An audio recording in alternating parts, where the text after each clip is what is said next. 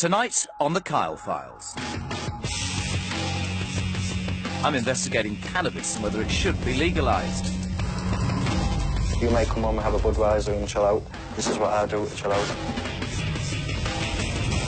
It's 90 years since cannabis became illegal here, but opinion is still divided. Some think it's no worse than having a pint, but others see it as a gateway to more addictive drugs. But clinical trials in countries like America are suggesting cannabis could be beneficial for conditions like MS and epilepsy. So is it time to think again about changing the law?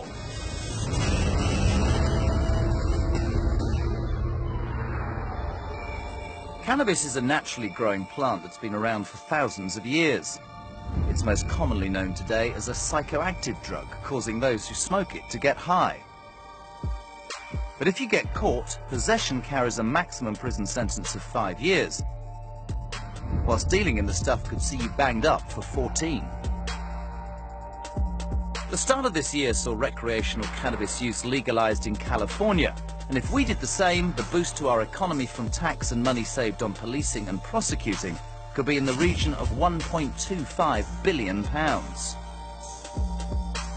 So is the tide for legalization turning? Or does recreational cannabis use still pose too much of a danger to individuals and our society? But cannabis is not illegal everywhere. In the Netherlands, possession of cannabis was decriminalised in 1972, and coffee shops opened where people could meet up to smoke. And some people who think it should be legalised here have tried to do something similar in the UK. I'm off to one of these illegal secret locations in the northeast to meet Michael.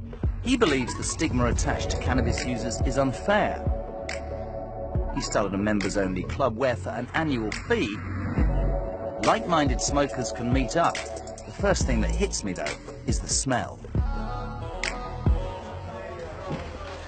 This is Teesside Cannabis. Hi, guys. Hi. How do people join? It's word of mouth and vouching system, so basically you can ask the member to bring you down and sign you up, and that's how we'll take on your member. A lot of people watching this will have a stereotypical, in your view, idea of cannabis, which it's illegal, and frankly, without insulting anybody sitting here, I'm just being honest, it's a bunch of hippies sat around a table, you know, getting high. That's the stereotypical view. I would agree with that, but cannabis consumers come from all walks of life, just like people who drink alcohol come from all walks of life. How much do you smoke? Now approximately maybe 8 drinks a day, 10 drinks a day. Because this is what I use, this is my release. You may come home and have a Budweiser and chill out. This is what I do to chill out. This is my way of relaxing. Some members say they use cannabis for its medicinal properties, treating things like epilepsy and anxiety. Michael doesn't allow anyone to sell drugs here, but they're still breaking the law by smoking it. So how does that sit with the local police? Do they know you're here? Well, we're the most blatant club in the UK. We've met with police in the past. What do they say? Obviously, cannabis is illegal and it is a Class B drug, but they understand I've got to weigh up the pros and cons. Say there was 100 people consuming cannabis personally in here. What is the harm? I'm not saying they've been supportive, they would have their information received and so on and so forth, but there's been no complaints made. We asked the Home Office for their views, and they said they expect the police to enforce the law. $1 million question. Why should cannabis, in your opinion, be legalised? Because it's just a plant, it does no harm to anyone, and people should have that right and that freedom to consume or use cannabis in any which way they can.